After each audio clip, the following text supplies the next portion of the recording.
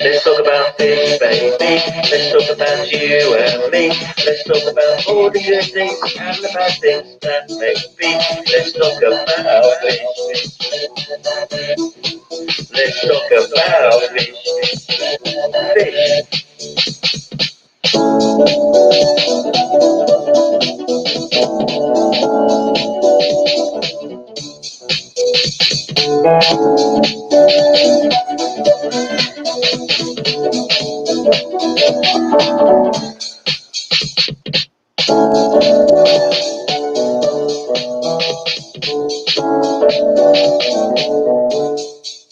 Let's talk about fish, baby.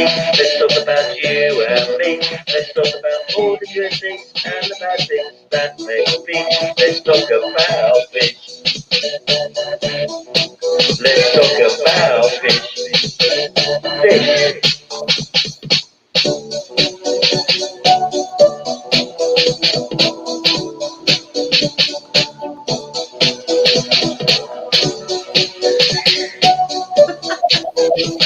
Gotcha. Yeah.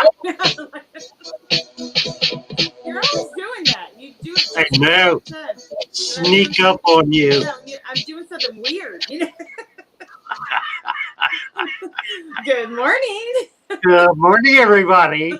Lovely to have you here. Oh, my goodness. You know, we've got some agenda items we need to somehow deal with. Okay. And they're not comfortable things. So we may as well kind of get them out and be done with it.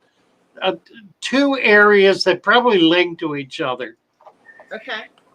One is our best friend Lee, who is under some cloud this morning. Started last night. Don't know what it is. I know he's very distraught, and he feels like some people have come after him on some level or other. That's too bad. What I suggested to him, and his recourse was to delete all of his personal videos from his stream, which he doesn't need to do. He can simply privatize them because they're private anyway. It's letters to his mother. If he just privatizes them. And then the other thing, if people are making outrageous comments, delete, what's the word? It's not ban. Block them? Block. You can block that person from being able to make comments anywhere on your channel. And then you don't have to deal with it anymore. They can go somewhere else and make whatever comments they're making. It's a big world. Oh, Chevy says you can report them too. You can not only block them, you can report them. Well, there you go. Excellent. To YouTube, I Right. guess. Yeah.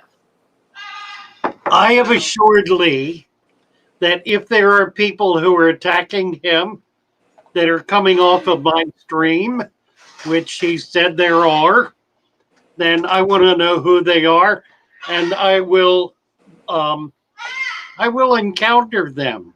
I will deal with that. No. Oh yes. And if necessary, I will block them here too. I mean, I'm not going to tolerate this crap. Well, I don't blame you for that. Yeah. All right, here's the segue. Here's the thing. Okay. All right, and this one is a lot more complicated, but we are in a day. We are in a day when it needs to be said. All right. Talking about fish, there is a tendency to use talking about fish as an escape from talking about life. Yes. That's not what talking about fish means to me. Talking about fish to me means talking about life. And if you followed the undercurrent, if you will, of everything I have said, what I am expressing in every way I can is my principles, my convictions, my beliefs about the nature of reality, about the universe, about the world, about this nation, about my community, my home, my family, and my friends, and myself. If you're not getting that, perhaps I need to be clearer. And I will endeavor to do so. Here's the point. I believe that learning to keep fish is learning to become a good citizen, and more to the point, learning to become a good husbandryman or woman, if you will, of the earth that God has given us. I am very much a Genesis person. I am very much convicted of the belief that God has given nature, the earth, over into the hands of you and I as human beings. And how we treat our little fish tank is very much an expression of our relationship to the authority, the ultimate authority in our life, whoever and whatever we in our tiny, ignorant, foolish way consider to be God.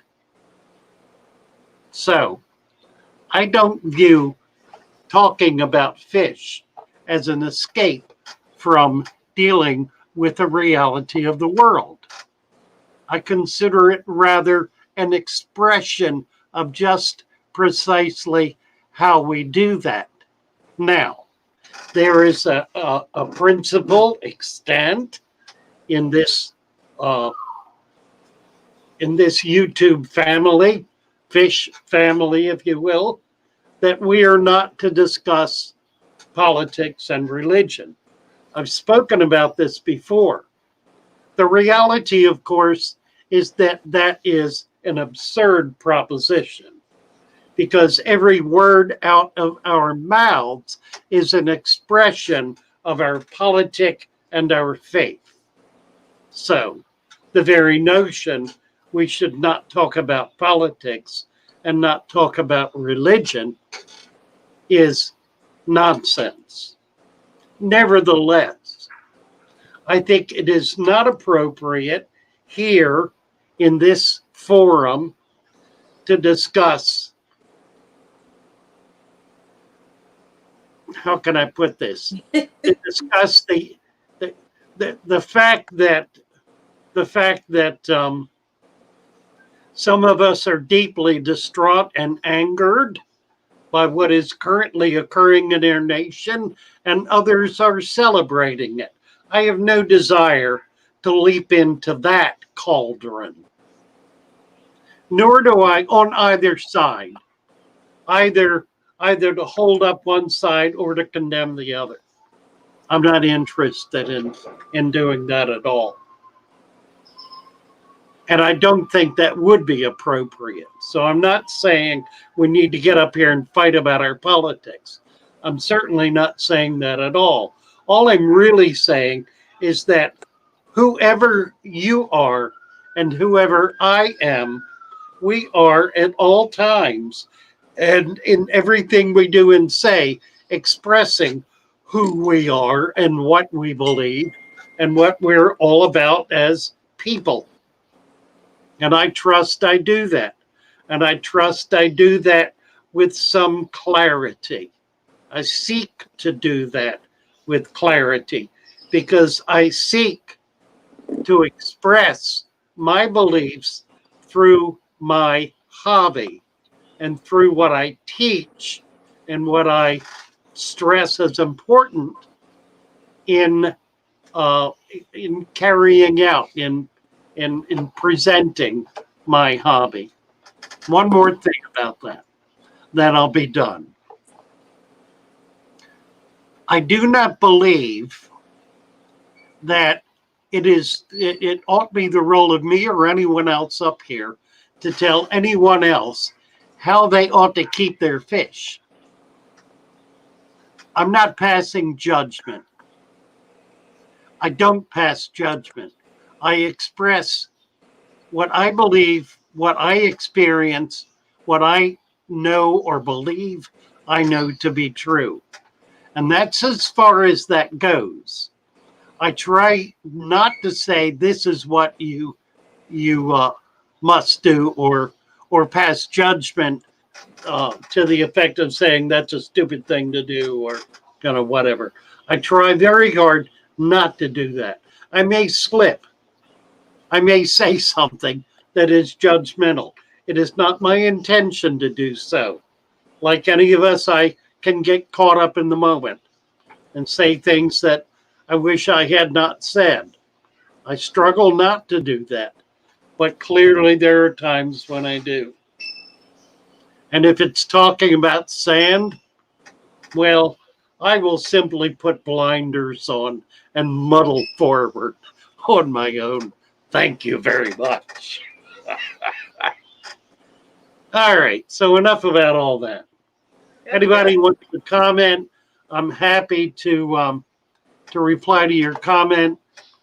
In I trust the same spirit in which I've been speaking. But Lee, get your butt back up here. Don't let anybody bully you. I will not tolerate it, and I don't want you to tolerate it, not on my stream or anybody else's. So let's not have any more of that. That's right. And I know he's lurking. And he knows I love him. He knows he's always welcome here in You bet. This channel, in this chat. He knows that. He should know it. Right. He should You know, Lee is one of the great minds of our civilization who has suffered immeasurable damage. He had severe vehicular accident some years ago, and it left him severely brain damaged.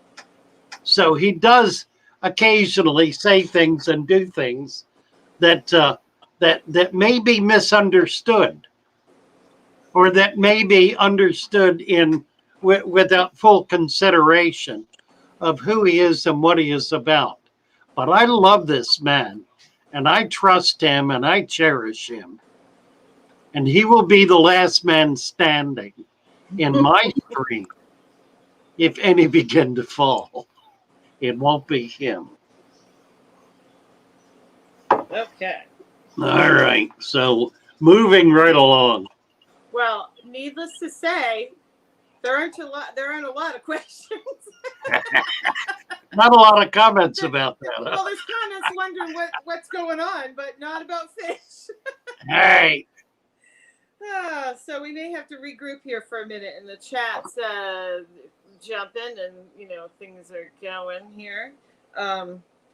Actually, there might have been one thing come in. Hold on. Green Machine is opening up this can of worms again about anoxic and anaerobic. Okay, well, if you want to go with that. Yeah, I just want to make a comment about it. I've done extensive research on the use of these terms. The term anoxic is specific to certain disciplines. Among them are the earth sciences. The earth sciences being the study of rocks, if you will. Geology. In geology, there are environments that are distinguishable as anoxic and others that are distinguishable as anaerobic. Others distinguishable as aerobic. The difference between the three is pretty simple to understand. An aerobic environment contains free oxygen. That's the oxygen you and I breathe. It's not connected to any other elements. It is a free element. It is a free molecule.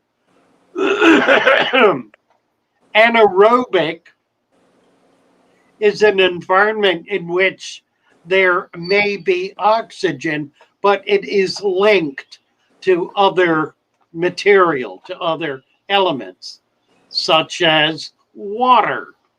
Water contains hydrogen and oxygen. That oxygen is not available as a free element to be breathed in. And so it is, while it exists in certain environments, in those environments, there may not be free oxygen. That environment is typically referred to by geologists as anoxic. That is, it contains oxygen, but not in a form usable for aspiration, for breathing. An anaerobic environment in geology and in other similar sciences, non-biological sciences, is an environment in which there is no oxygen in any form. Now, in biology, in the field and study of biology, in the use of these terms by biologists, there is no environment in which there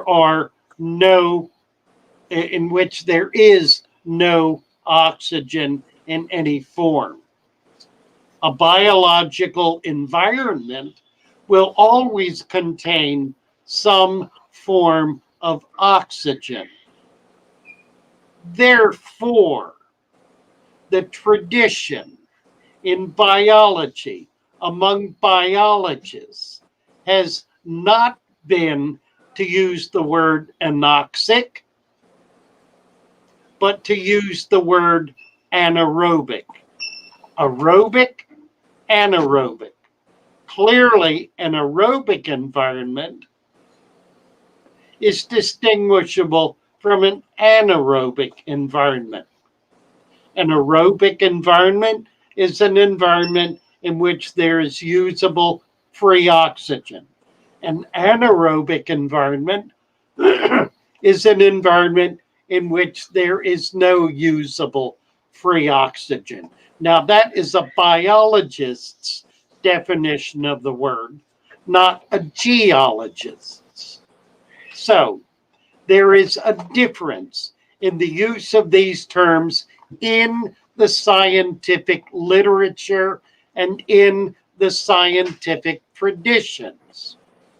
For my purposes, I will continue to use the term anaerobic to describe an environment in which there is no free oxygen, whether or not there is water or some other compound that includes oxygen. So I hope that's clear as mud. Moving right along. Yeah, just have a quick comment from Joe Merchant. It's just, it's just the way his life's going. He says, I went to Home Depot twice now. Nobody could work the forklift to get the pool filter stand down from the top shelf. Mm-hmm. And so why in the world Why in the world would anyone put 50-pound bags of sand on the top shelf? Why would anyone do that? Right, and that you can't even reach, obviously. I don't know. And they did not put one bag up there. They must have put a pallet up there, which is a ton. Right. So you put the heaviest element you've got on the highest shelf you have. Someone needs to be fired. That is the height of stupidity. But see, it gave you, something to talk about, something to think There's my judgment. There's your judgment. So, and Dorian would like to know, what do you think about Brocas Cory for a discus tank? Oh, that's interesting. I've had Brocas Cories. I like them. They're kind of big. They are big, but it might be good. Yeah, I don't think there's a problem. I'm just trying to review whether there are any cories that that are pironic. Whether there are any cories that attack and eat other fish. Well, I was gonna say none that I know of. I mean, they're gonna eat eggs if they can. But There may be. There may be some genetic anomaly out there, of which I am fully aware. But I personally have never seen a cory cat that was a piranha. I mean, they're going to eat something dead, but not attack something alive. I've never seen one with teeth. Well, that. And I mean, you give them teeth, and they might take a notion. You never know. But I mean, anything's going to go after a dead fish, but I've never seen them go after a live fish. Yeah, I think it's a goal. Like, generally speaking, here's an issue, and there is a bit of an issue. Cories in some species of cory are temperate zone fish. Now, they may exist below the equator, but there are temperate zones below the equator. Don't think for 1 minute that there isn't a vast territory below the equator comparable to the temperate zone in which those of us who live north of the equator may find their habitation. It is equally vast. And there are species living below the equator that like their water a little cooler, just as there are those above the equator that like their water a little cooler. And there are some cories that fall into that category. So you might just research what you're doing if you're mixing things in with discus. Discus are clearly an equatorial animal. They require unusually warm water in order to survive. Recommendations are 85 degrees Fahrenheit. It's about 32 degrees centigrade. So you might consider evaluating, researching the temperate zone in which any other fish you're putting with your discus. I'm ending with a proposition. I'm trying to, and it's too late. Have. Yes. Oh. It's one of those days, isn't it? I can just see it. Oh my God. Really? Really? Courtney Johnson would like to know, is Father Fish a professor? I'm not going to be Mary Ann, okay? Yeah, very good. Thank you. No. Father Fish, rather, well, in a sense, in a very real sense, Father Fish spent 30-odd years standing in a pulpit admonishing his flock as to their moral and ethical imperatives. So it's worse than being prophesied. Substantially worse. It's on a whole different level. for being professorial. It's not just being authoritarian, it's being rigidly authoritarian. And I seek to admonish myself in order to avoid the admonishment of others in that vein. Thank you for that. Oh, you're welcome. Okay, so Let me just say this. For well, you go no, I ahead. don't need to. Never mind. I mean, there's more. I don't need to get into it. No, it's okay. Work it out for yourselves.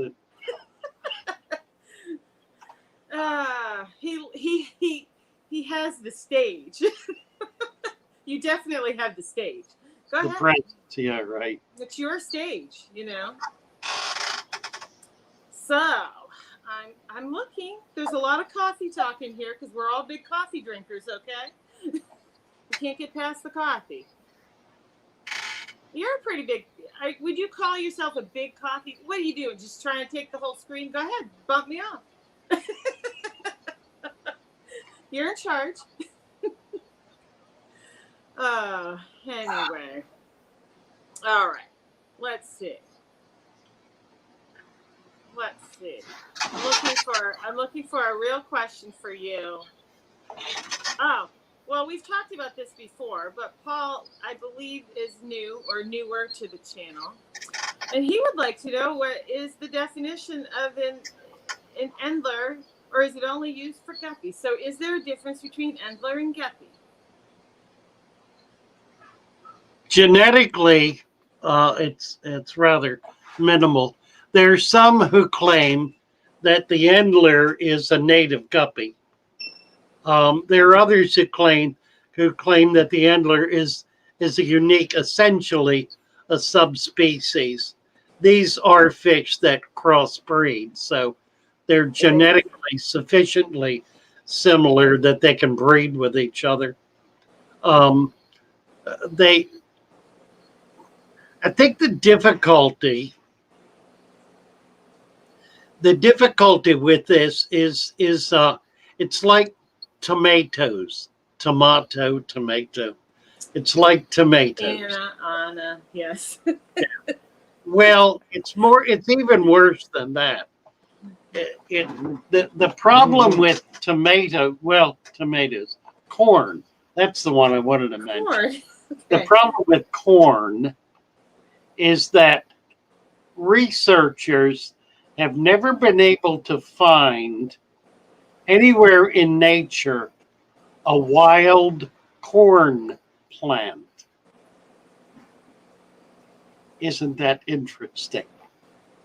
The guppy, here's what that means. The guppy. Yes. The guppy has been hybridized, much like the goldfish, for such an extended length of time that its origins are lost in the shadows of history and biology. Finding a root guppy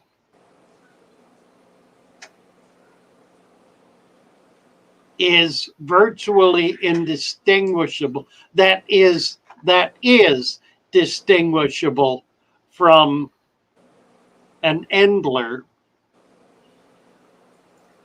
has become a fool's errand. And that would be the issue.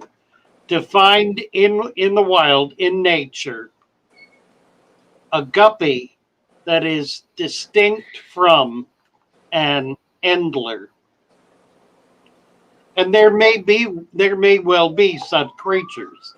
It may well be that the original guppies were taken from an area where there are no endlers, where the guppy is perhaps somewhat larger, has somewhat different color form.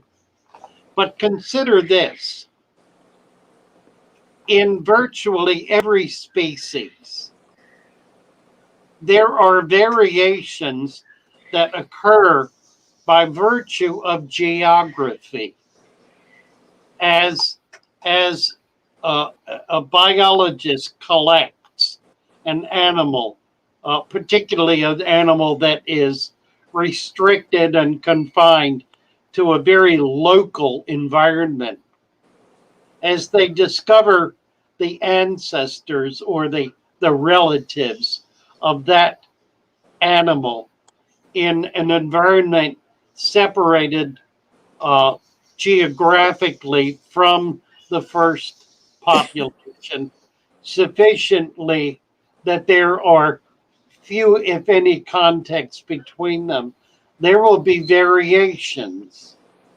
The variations may be anything. They can be color. They can be the denture. They can be finnage. They can be anything at all. That variation can occur in any of an infinite number of ways. Yet it remains genetically identical. So I think the solution to all of this stuff is frankly to do genome research on all of it, because that's the only way we're going to really see differences. Probably one of the best examples of what I'm referring to is with corals. There have been corals that have been studied off the coast of Australia, and the same species of coral studied in Indonesia, some 1,000 miles separated by approximately 1,000 miles involving deep water. And the identical coral, the identical species, cannot be distinguished from the other by appearance. They look to be utterly different, utterly. No similarities at all, yet they are the identical species. So we do find that species vary geographically by color, by pattern, by shape, by size, by any number of standards, and yet remain the same species. Part of why species categorization is a fluid science, and it changes decade to decade. There are fish in categories today that they were not in 20 years ago. In some cases, even 10 years ago. Certainly 50 years ago. Because the elements that are used to distinguish species have changed. It may be pharyngeals. It may be teeth. It may be finnage. It may be scales. It may be anything. That's why I say studying the genome is going to be the best means of categorization that we currently have available to us. Don't think for 1 minute that in 25 to 50 years, there won't be something far more profound and far more sophisticated than genome study. That science is a spectrum. Science exists on a spectrum. And as we achieve one scientific endeavor, another one sits on the horizon for us to achieve. And so we never arrive at absolute truth. There is, and I've said this before, and it bears repeating, there is no settled science.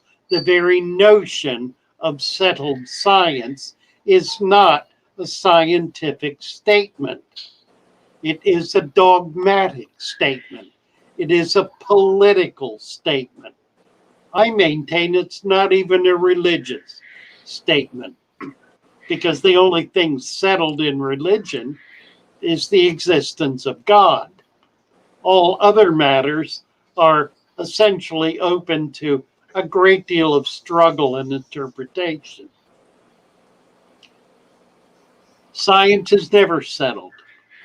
Science is always searching for a deeper meaning, a greater understanding, a more detailed way of defining and examining reality.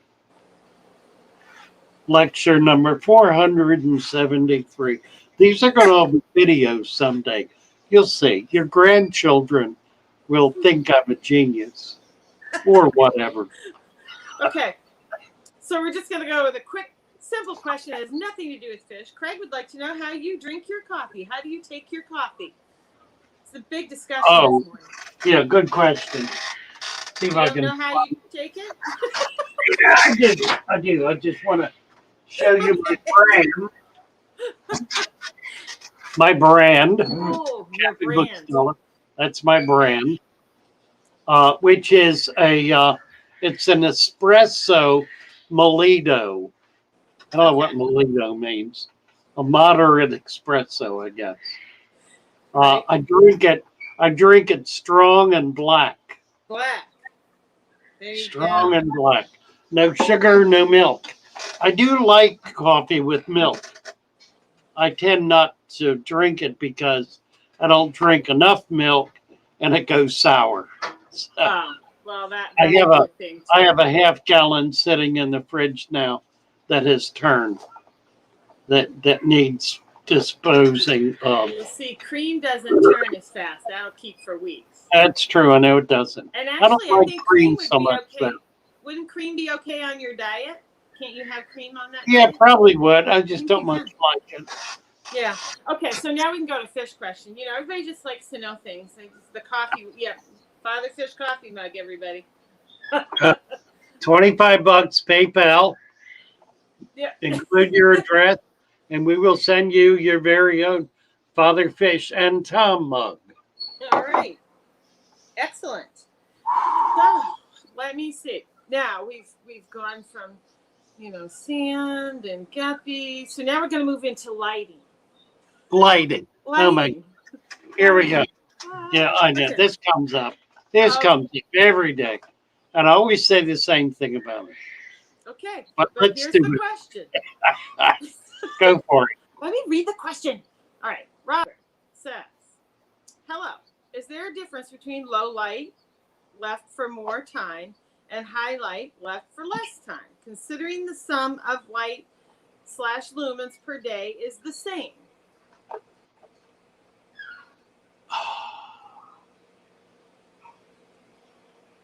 Sure, there's a difference. Obviously, there's a difference. The effect of it is the variable. And the effect is a function of the volume and types of plants you have in your tank,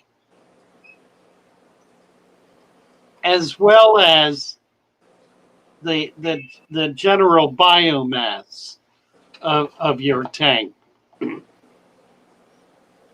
I have some tanks that have moderate to low light on them 24/7. I have other tanks that have a stronger light 10 to 12 hours a day.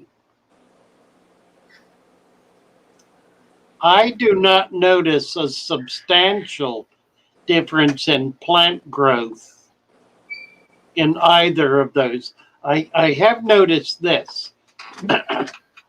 In those tanks where I had stronger light 10 to 12 hours a day and now have a lower light 24 hours a day, my sword plants, Amazon swords and the like, do better. Heretofore, I was losing them. They would kind of dwindle out. Now I don't anymore. Now they sustain their growth pattern.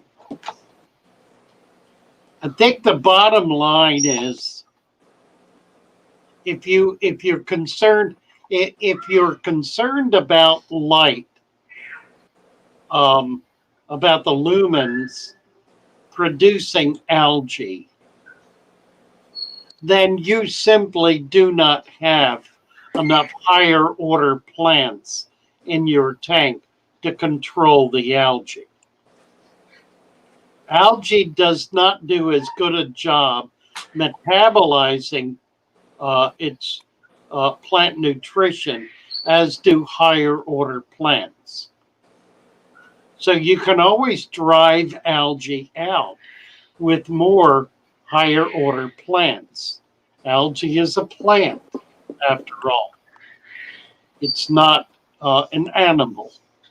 It's not an evil troll. It's not some foreign creature from the deep or the heavens that's come to destroy your plant, your tank. Swamp It is a Thing. plant. And as such, it may not be a very nice plant. On the other hand, there are forms of algae. As you may have noticed if you looked at our recent video, where there is some hair algae growing on the bottom of a tank, in which I have some little tiny serpes, phoenix, I think, that I have not bothered to clean up because it does just fine. I don't have any higher order plants in there, and so that's what's taking over.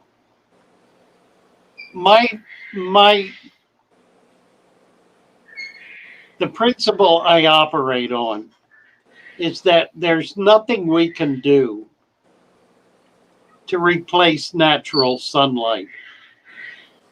There's no light you're likely to ever put in your tank that will come even close to duplicating natural sunlight. And the reality is that virtually every plant you're going to put in your tank exists naturally in nature in natural sunlight and thrives in that sunlight. In point of fact, most of these plants, particularly the stem plants, are actually emergent plants. They are plants that grow up and out of the water in nature and flower and explode in growth once they get out of the water and into nature, into the air.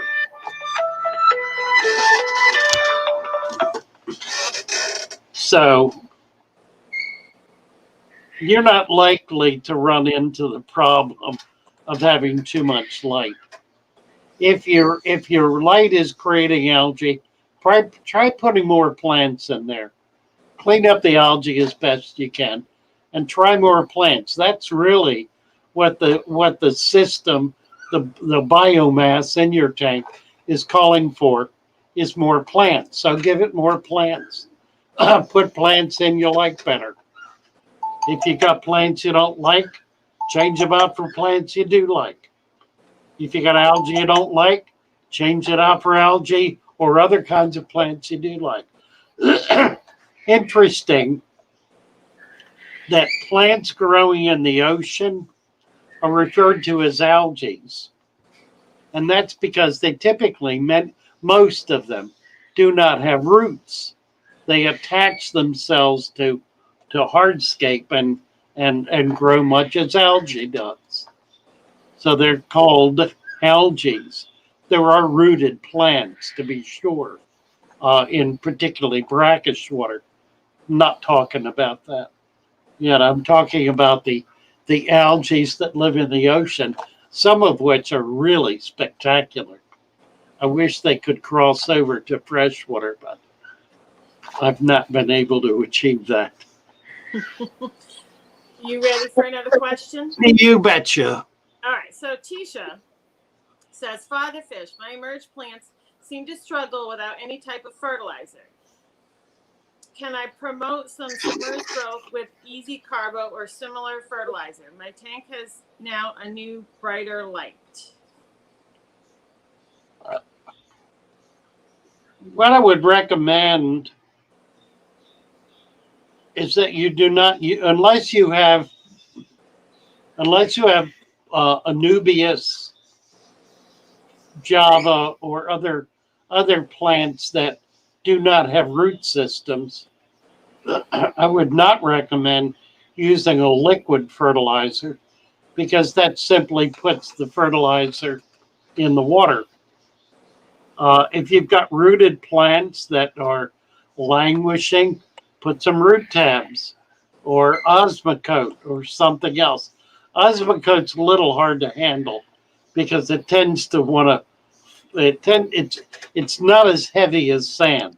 It tends to want to float, not in the water, but on the surface of the substrate, and it's a little tricky because it's tiny pellets to push it down in there. But try root tabs and push them down an inch or two. Don't leave them close to the surface. Get them down. Get them all the way down to the bottom of your substrate. Push them all the way down in there. What else? Okay, I wasn't sure if you were done. I just had it. Oh, what are your, from Oreo Rodriguez, what are your thoughts on tannins? Like the look or no? Well, it depends on the tank. If it's a Tetra tank, I think it's really sharp. And I do like the look. I like the look anyway, truthfully. It's not a bad look. I wouldn't want to have it with Malawi cichlids because it would look dumb. Right. But virtually any of the South Americans or the South Americans, not so much the Central Americans, I would kind of distinguish it by species of fish. Fish from environments where there are likely to be tannins, the colors are nicer in tannin water, and the fish seem to be happier. I don't have a lot of tannin tanks. In fact, right now I don't think I have any. I had a tannin tank. It leaked badly. The boys decided to tear it down and set up a terrarium, which I don't like, but it's theirs. So I'm letting them have their head. But I think eventually it'll have to be torn down. The problem is it's not a desirable tank because it leaks. And it's a 200-gallon tank. I've tried repairing it over and over. I've given up the effort. So it is what it is. It's got salamanders in it. So maybe someday it'll be nice. I don't know. We'll see. Hey, let the boys have their tank for a while. Let the boys, that's right. You have 400. You can let them have one. Yeah, really. Absolutely. It's not my thing. I mean, come on. Right. Could I address a question for a second? Please do. That someone asked me, just because it would just be quicker than typing. Janine asked me what age my angels began breeding. I would say they were probably somewhere 10 to 12 months, about a year old. They started breeding. And she said, any tips? I just keep the temperature 80 degrees and give them their own tank. And, and fed them well. And it just happened. Obviously you need to make sure you have an actual pair. And they paired off in a tank so then you can move them, and that worked out. Those are my quick tips. Yeah, angels are pretty easy to breed, and they really are a lot of fun. They are.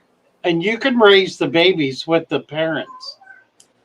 That's pretty neat too. I've done both. Yeah. Seeing those little tiny angels with their parents is pretty special. Oh, it's amazing. And I wanted to do that with that last one that I did the video on with the Marvel Angels. Yeah. for whatever reason, the male was one that I had raised, so he grew up with his parents, but the female was one that had been purchased. And I could never, I mean, for a year I tried to get them to raise their own and they wouldn't do it. So finally I just grabbed the breeding cone and stuck it in the tank, you know, but they kept eating it. Well, that's right. And part of the problem is that particularly with a new pair, very often with a new pair, they'll eat the eggs that second they're laid. So you may have to go through 3 or 4 or 5 spawns before they finally figure out what's going on. And they kept eating the fry. Then the fry would hatch, they'd eat the fry. I'm blaming it on her because he was raised with, you know, his parents in the tank. But like I said, I finally just had enough and pulled the cone and raised the fry. Well, right, and that's typically what breeders do. Keep in mind that the very best fish come out of the very youngest parents. So you really want to try to save those first batches because they're going to be genetically the strongest. Right.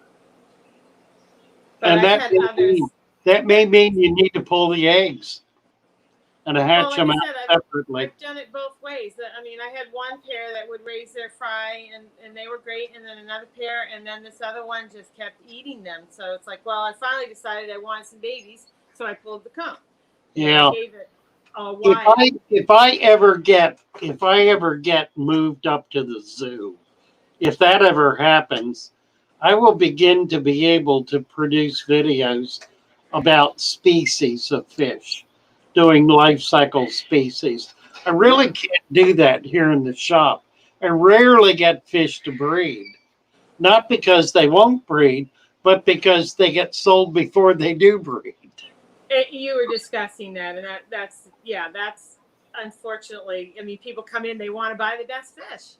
Yeah, exactly. You know, I don't keep nice fish. They sell.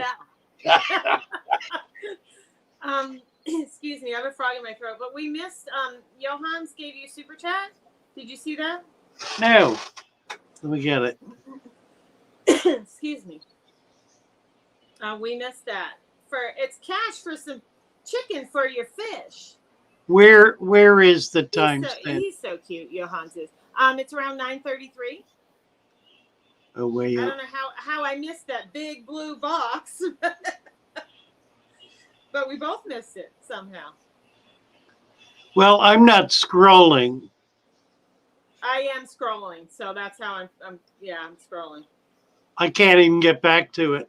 Look, I have 3 devices going. I can do all sorts of things. I can't get back beyond 9:37. Okay, well, Johans gave you a 25.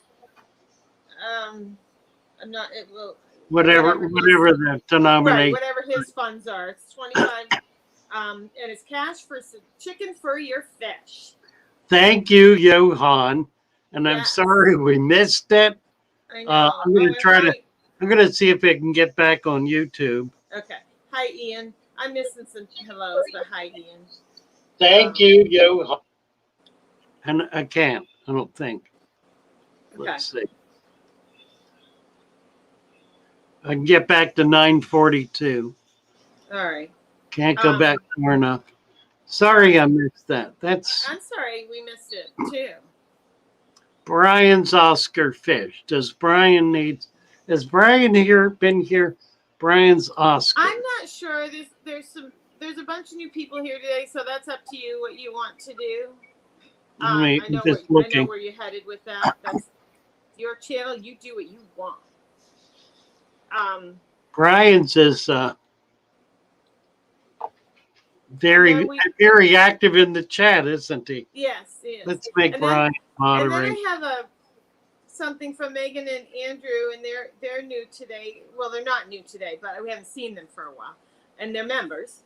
So, are you ready? Or are you still on the? Yeah, no, go ahead. Go ahead. This one's kind of cute.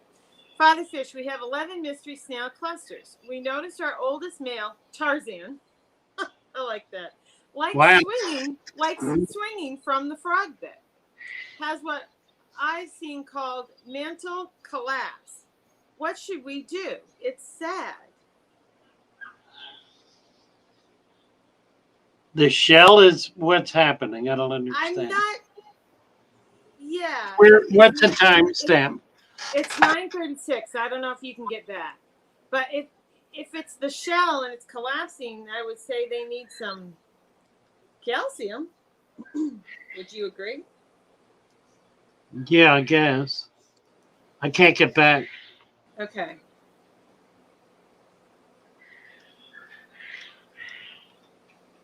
I can only get back to 942. But the shell, unfortunately, the shell on that snail will not repair itself. But you want to make What's sure happening? The shell is deteriorating, or what? That's what I'm assuming. But they didn't really say it in those words. But that's what I'm assuming. But Yeah, I've I've heard of this. I've never seen it. Me either. But So I really don't know. I've seen very thin shells that broke easily. Yes. I've never seen the actual deterioration of a Right. shell on a snail to the point where its body was no longer covered with a shell. Right. There is a parasite that attacks snails, especially mystery snails, that starts at the edge of the cell and it eats its way along the shell from the lip up until it reaches the body, and then it enters the body.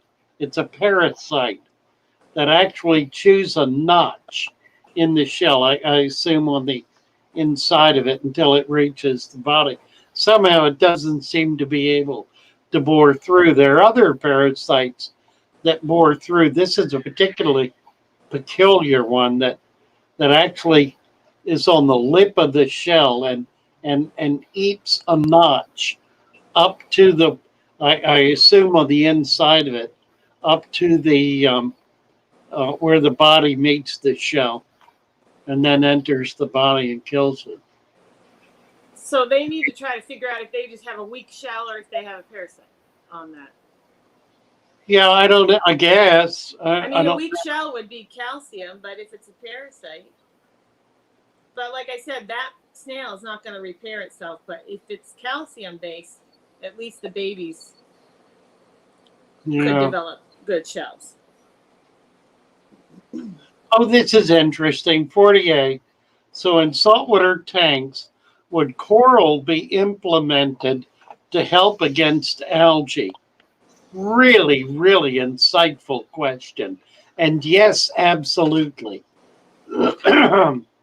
In that, coral is a community, not just a community animal that duplicates itself and exists in communities, but it is an animal in which plants live inside the animal, inside the wall of the animal, on the inside of the wall, and that algae absorbs nutrients that the coral pumps into its body and produces sugars that feed the coral, provide upwards of 90% of the food requirements of the coral. So, yeah, coral are consuming plant nutrients by virtue of having plants living inside them. Guppy grass says I have tons of plants. Hard to find the fish sometimes. Rule of Father Fish rule. Father Fish rule number 397. That's fairly early on. The more fish, the more plants you can have, the more fish you can have. The more plants you have in the tank, the more fish you're likely to have in the tank. Father Fish says you can never have too many plants. You like or a too lot many of fish, plants. right? And if you have too many plants, that means you can have too many fish. Right, right. You could have more fish than the tank would otherwise be able to support. Think about that for a minute. A plant full of tanks will support more fish than a tank devoid of plants. TJ is wondering.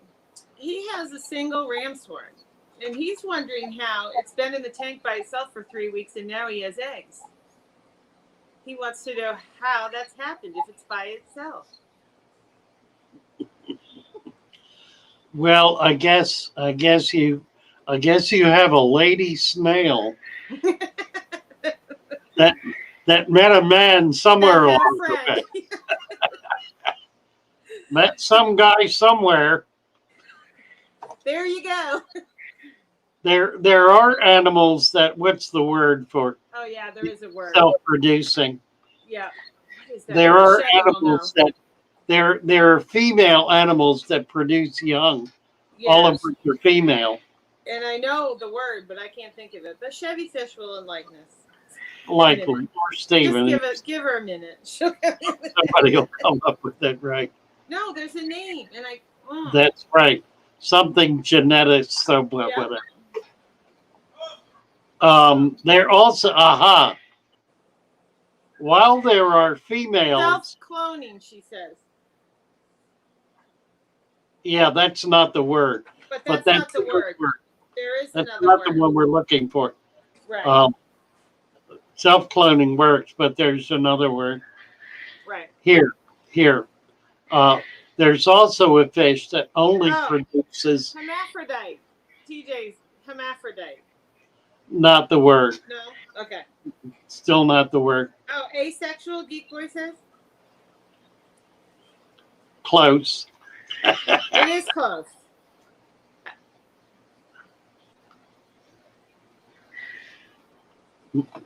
Something like phylogenetics or something. Yeah, that's it. Parthenogenesis, yeah. right. Green Machine That's has it. Thank you. Right. Yeah. There is a fish that only produces males. What is it? Ooh. Is it the clownfish? Yes. Okay. Yes. I got one. And then what happens? Yeah. What happens when two of those males form an otherwise, dare I say it, homosexual relationship? What happens? One of them turns into a female. The biggest, strongest one. The biggest one, yeah. That's right. The biggest, strongest of the pair goes through a sex change. And they don't have a big. They don't have big surgery, if you will. No big bill from the surgeon. Yeah. No cutting, no pills, no shot. It just happens. They just change.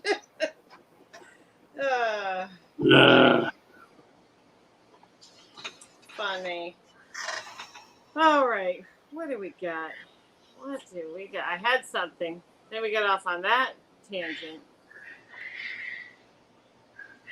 Where'd it go? I had a question. There are Green Machine, grass and mangroves categorized as plants, right? Because they have roots.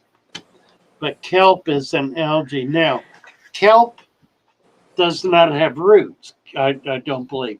Kelp attaches itself to substrate, to hardscape, if I'm not mistaken. Or does kelp have roots? Or are they not roots? Are they, what's that called when things are gone? There's a word for that as well. I'm sorry, I missed what you were saying. I was reading the chat. Yeah, my language is escaping me this morning. What was the question? An orchid attaches itself to a tree. What are those things that attach called? I don't know. Same with Java moss, Java fern, Anubias. What are those things called that attach? I don't know the technical name. Well, me either. Okay, let's look in the chat. They'll tell us. it'll Rhizomes? Well, I mean, that's what they grow. rhizome. Yes, thank you. Yeah. Rhizomes. Yes.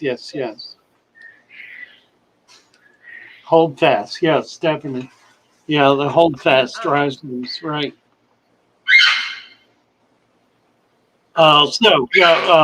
Kelp. Does kelp have rhizomes? I would assume it does, since it's categorized as an algae. So or we're something talking about rhizomes. actual saltwater kelp. Yeah, exactly. Okay. Right. Not like freshwater, Seswassertang that looks a little bit like kelp but isn't. Radiant Pudding says orchids have roots. The rhizome is in the leaves. I don't understand. The rhizome is where the roots grow out of. There are some orchids that live in dirt, I don't mean but most do not. Most live as epiphytes on trees. I was talking about actual, like, Anubias and stuff. I was like, they have the rhizome, and then the root comes off of that. I think the water's getting too deep here. We need to swim back to the shallows. Yeah. Where we're safe. Okay. Yeah. Let's go to the shallow end. Sure. Let's go back there. Oh, here we go. Johan Martinson. Yeah. What? No, go ahead. Yeah. If there's no more ammonia production in a cycled tank, will the beneficial bacteria die off and you have to start over again? Well, now.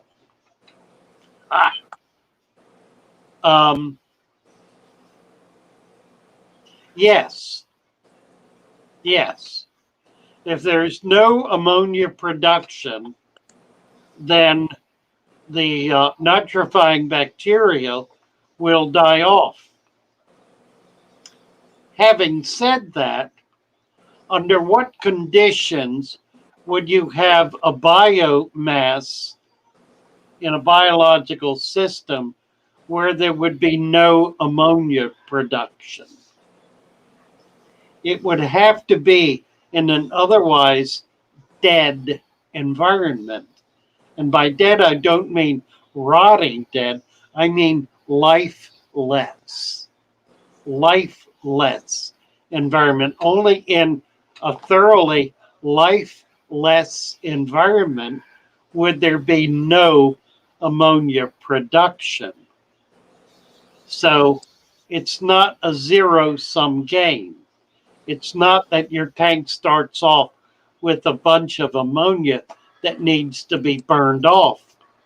It's that the biological mass in your tank, which is to a point expanding,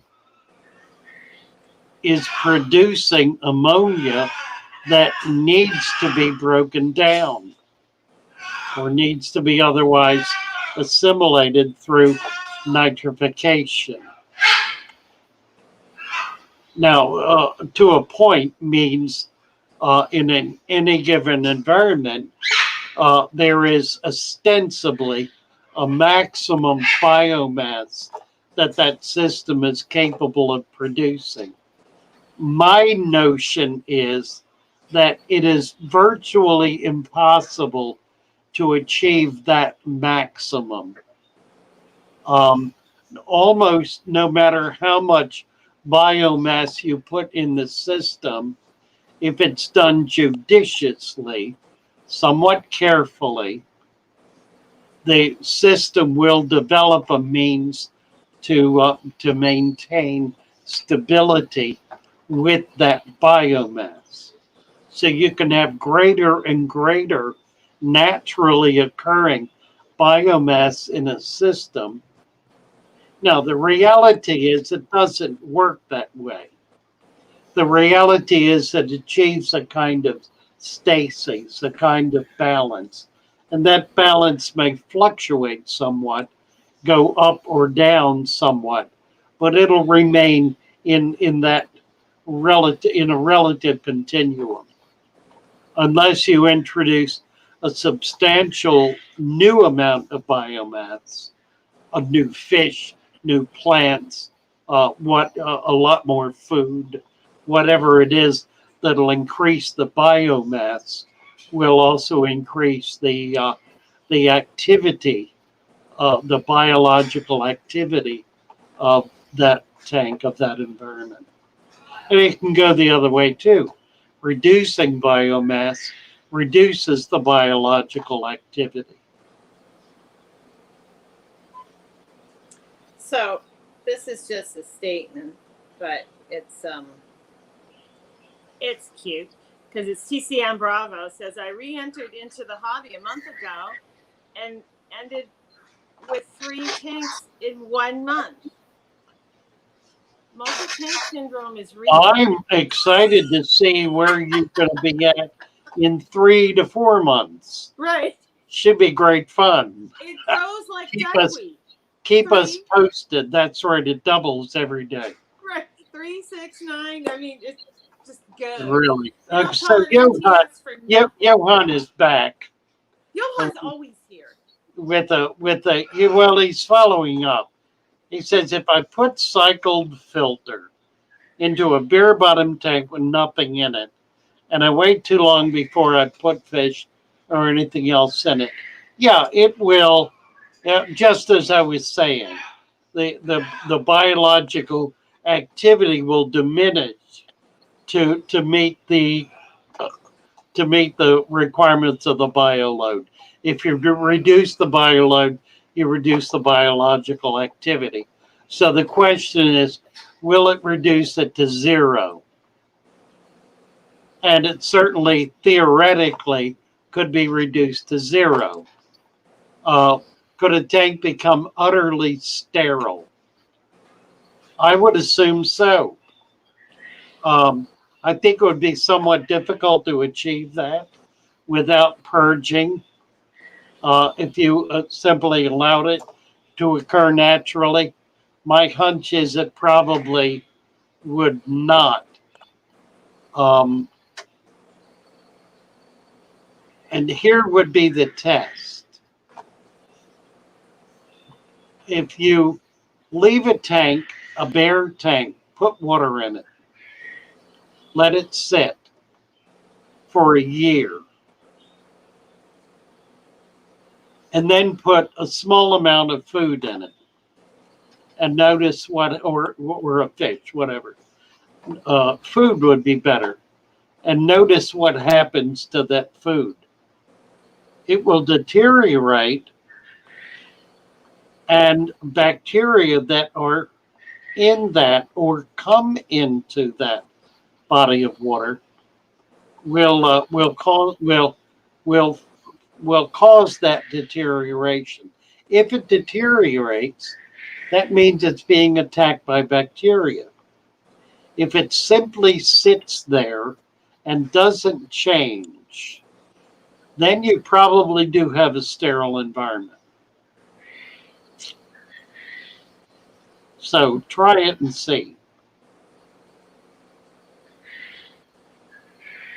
I'm reading because Terry's Tropicals looked up that mental problem on a snail. Oh, good. Okay. And they said it seems to be caused by one of the following things: a fall or a knock, which somehow damages the muscle atrophy from old age, muscle wasting, or perhaps even lack of exercise over vigorous coupling. Interesting. So what he's saying is that the body of the snail is decoupled from its shell. Yeah, interesting. I've never seen it. I've heard of it, never seen it. I've never seen it. So interesting. Anyway, there you go. Hi, Geek Boy. Yeah, what time is it? Somebody was asking about your Discord. Yes. So, and Lori was kind enough to put out the link because Lori between Lori and Chevy. They'll throw every Thank link you, Lori. out. The link, yeah. Do you want to just touch on it for a minute and talk about Discord for a second? So that Yeah, they know those what of it is? you who are members of the channel or members of Alex's channel, and you'll have to contact him about that to be able to be approved. I'm not approving his members, but he is and can. We have a Discord channel for members that is a 24/7 chat on which you can post pictures of your tank for deeper discussion. Chevy Fish and Steven are there every day and are fully involved. I get there as often as I can, usually every day. There are currently, I think, about 50 people who are on Discord, but it's open to membership. Now, it's not just membership on YouTube, it's also membership on Patreon or anyone who is making a regular donation through PayPal or some other platform to Father Fish. So we welcome you.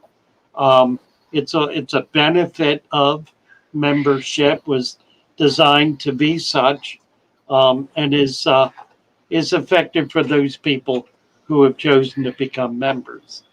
If you cannot afford $5 a month, which is the minimum membership, please contact me at fatherfish@fatherfish.net. I do have some scholarship money available on a regular basis for people who want to be a member but simply cannot afford it.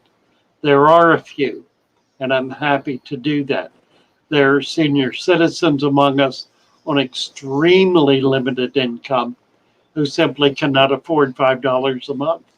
And I will not preclude them from participation if they will privately, not publicly, but privately, request that support. It will be granted without question.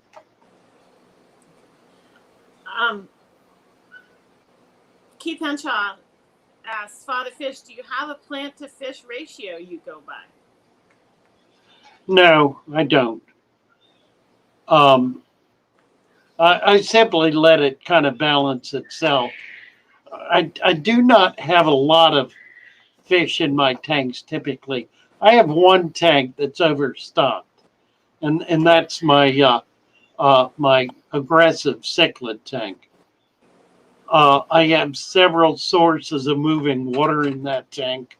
I have a sump pump, also have aeration, and I occasionally have a sponge filter running in there as well. It's kind of the same as the aeration because they both work off the same device.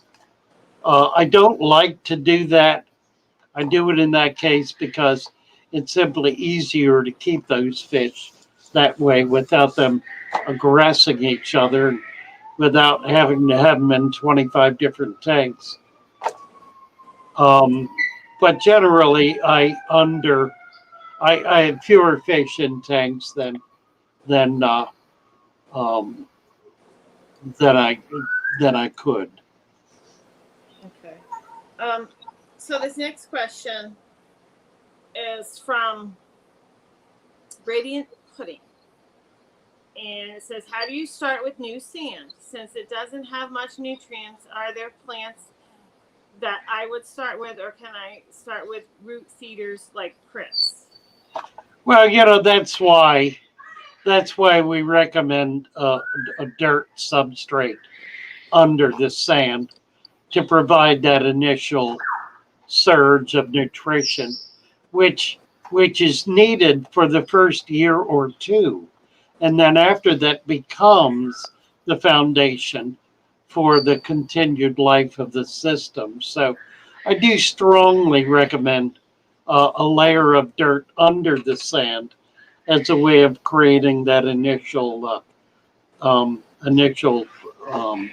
nutrition. Now, if you cannot or will not do that, You can use root tabs or some other kind of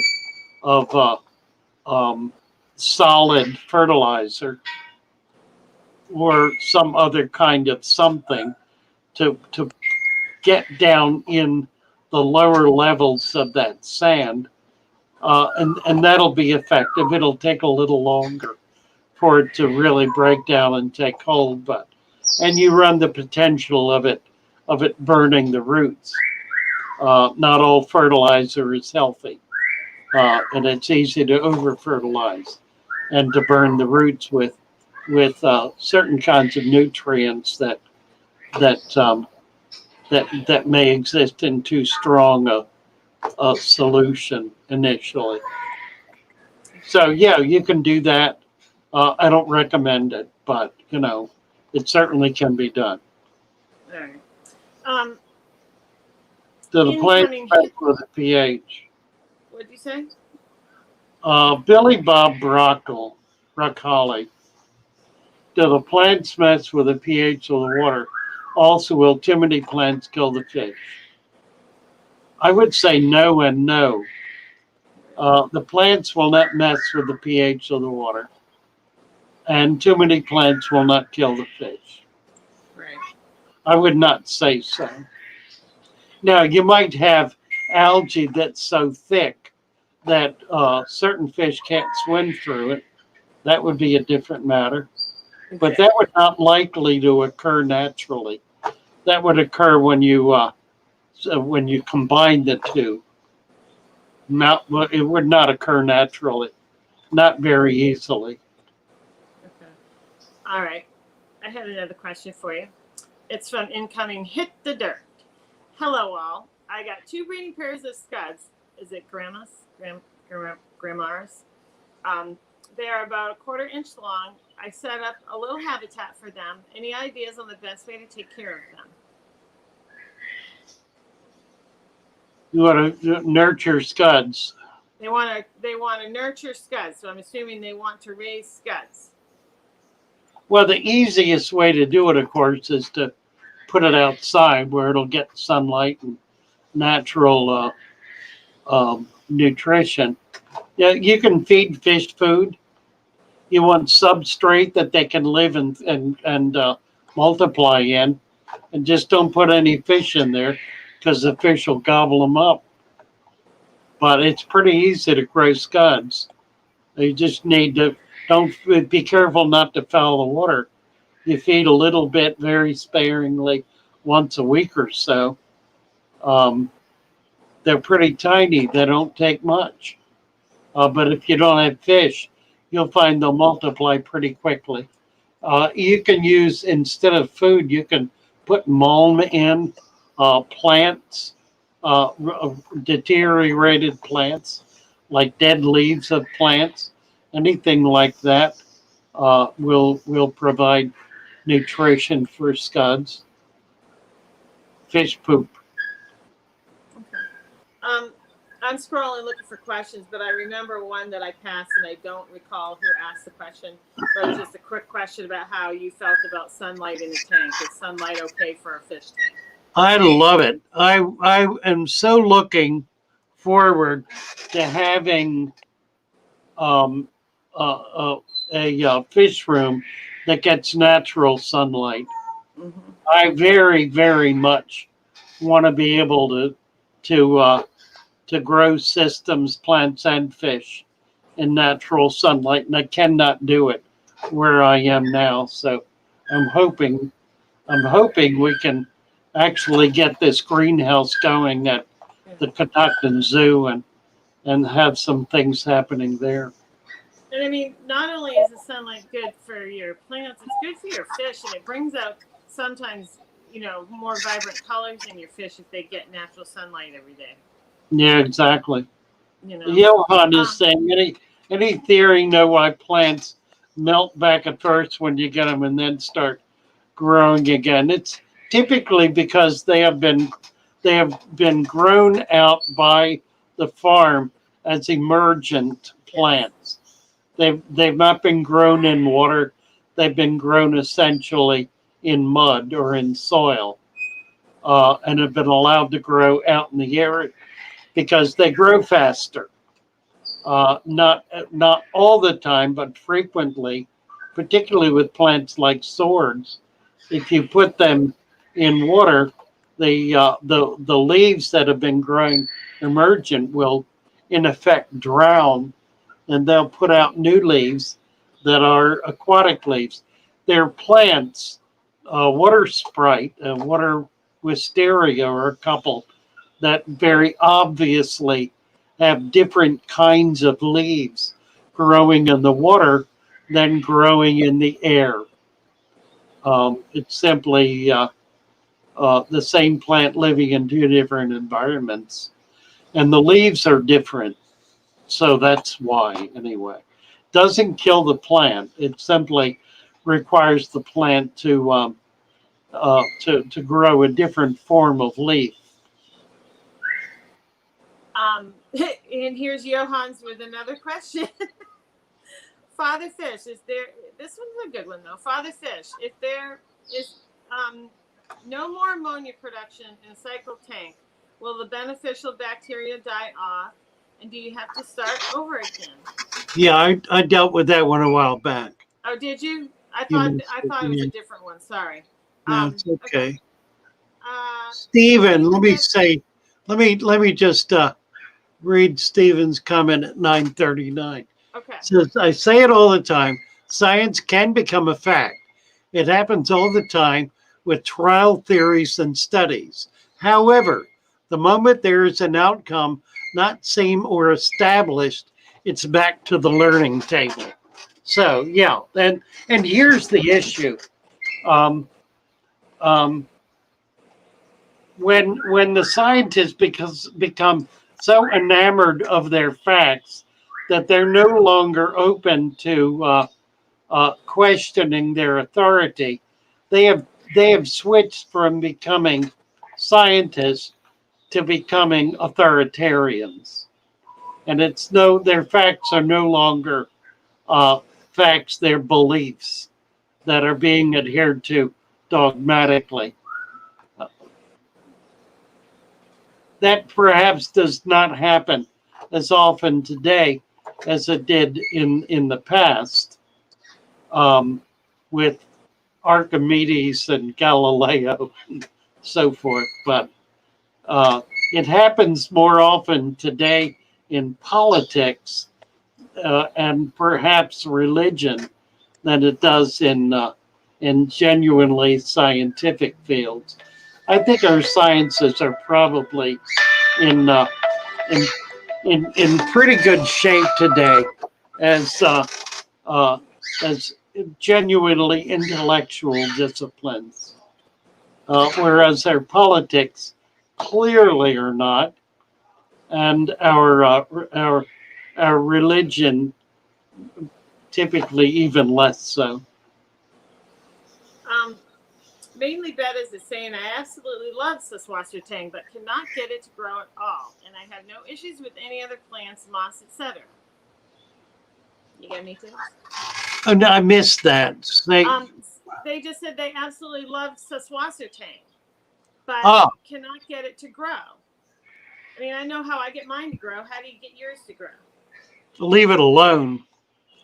It likes to be in a quiet tank. Pretty much what I do. I literally have a jar, and I put a snail in it, and I have a jar, and it sits up on the, kind of in a window that gets probably sunlight for 3 or 4 hours a day, and I just leave it alone. And I admit this, once in a while I squirt in some liquid fertilizer, about once a month, and I just keep the water level up, and it just grows. And when I need some, I pull a bunch out, put it in my tanks.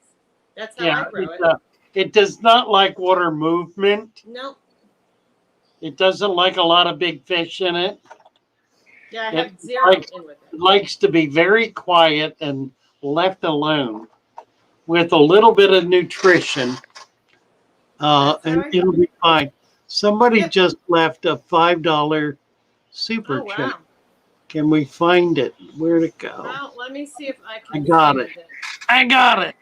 Megan and Andrew. Santa sells fish after Christmas. Megan and Andrew, my Santa youngest sells girl. fish all the time. Yes, Santa sells fish after Christmas. And I'm And going to you're tell you, right. if you guys missed him in his Santa hat, he looks just like Santa, you know? Right. Looks just like Absolutely. Santa. The real Santa. Thank you, my dear. Yes, And thank you. And you're on my list now. You're on my list. That's right. That's right. So be a good girl. My problem is I'm scrolling up and down. That's why I read you that same question twice. Yeah. That's how I got confused and read you the same question twice. Oh, it's okay. And looking. I had one. Oh, this whole scrolling thing. Because then I scrolled when you said about the super chat. Sorry, guys. Someone was asking how you felt about dropping the temperature of the water at night. I think maybe simulating what would be more nature. How do you feel about If that? I do not have a heater, then that would happen more or less naturally. Right. With a heater in the tank, I don't want to be bothered with doing it. And I have not set up any kind of computerized heater control system that would allow me to do it. Here's the other problem. In a body of water like a pond or a lake, it would take more than a few hours for the temperature to change. True. In point of fact, there would be enough different thermoclimes in that body of water that there would be a variation of temperatures anyway. So that's one of the things that we cannot really very effectively manage is thermoclimes and temperature variations in natural environments. So I simply assume the position that we're better off maintaining a stable, healthy temperature rather than trying to create some sort of natural fluctuation. I think unless you have an extremely large tank, it would not be practical or even possible to do that effectively. Sammy, who I believe is new, Sammy the Squid, says, what type of wood found in North America is safe to use in your aquarium? Any of the hardwoods, oak, maple, not pine, but it's important that they be thoroughly dead, that they have no sap remaining in them, nothing biologically active at all. If they've been laying on the ground, they're probably going to have a lot of dirt in them and other organic materials. So you may need to rinse that out. If they've been in the water, you just want to make sure they're thoroughly sunk and are that there is no cell structure left containing living or even deteriorating matter. Now, I'm not talking about the plant or the plant rotting. I'm talking about there not being any kind of sap or any kind of living material left in it. In that case, it's fine. So it looks like the babies have realized what time it is here. They have. I was going to read you one last question, but yeah, all of a sudden the babies have shown up an hour and a half into the show. Megan and Andrew had hopefully a quick question for you. It says, with a tank with over 100 plus small fish, would you remove the die off from the tank, or would you let the inhabitants work it out? Remove the die off? If they have 100 plus fish in there and one dies, would you take it out or would you leave it in? it doesn't matter. They're going to eat it pretty quick. Exactly. The 100 You know, fish are going to eat it real yeah, fast. it's not dead fish is food. Right. Now, your other thing that you say you could do is you can push it down into your substrate for fertilizer. Yeah, exactly. Yeah. So either way, you can let them Right. eat it if it's going to go quickly. You don't. If it's going to sit in there for a day or two, push it into the substrate. Right. If it's going to be gone in a couple hours. Yeah, I wouldn't worry about it. I wouldn't. All right. Are we down All to right. it here? Well, as we always say, there's going to never be any end to the questions. You have to end the show. Yeah, particularly with Johan here and his ilk. That little Johan is in here again. Probably. We love you, Johan. He's It's here. fun. We do love him. Absolutely, yeah. He's very Now- present in the chat. Yes. Did you get your girlfriend some ice cream this week? More ice cream? Oh, right. You been to the fish store? You get any ice cream this week? All right, guys. God bless you all. Nice to be Yes. with you. Thumbs up button, please. Thank you for coming in.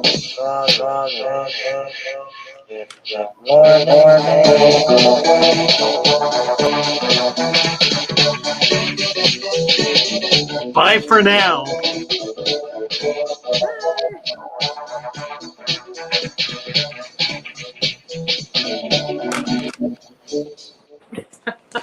I got one.